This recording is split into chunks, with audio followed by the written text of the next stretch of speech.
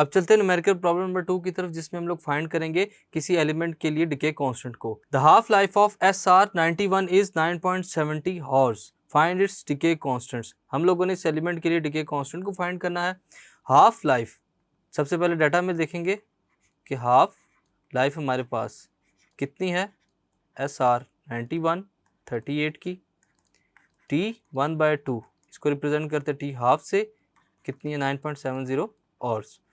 Half life T 1/2 ये किसके equal होगी, 9.70 मल्टीप्लाई बाय 60 जो कि सेकंड्स में कन्वर्ट होगी और से हमारे पास क्या वैल्यू आएगी हाफ लाइफ की, 34,920 seconds.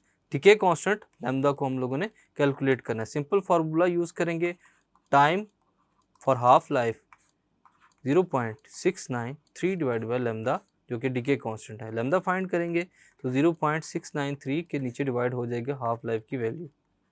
So lambda decay constant will be equal to 0.699 divided by 34,920। Lambda की वैल्यू डिके कांस्टेंट की क्या आ जाएगी, 1.98 multiply by 10⁻⁵ per second. So students, इस न्यूमेरिकल प्रॉब्लम के अंदर हम लोगों ने डिके कांस्टेंट की वैल्यू को फाइंड किया। Thank you.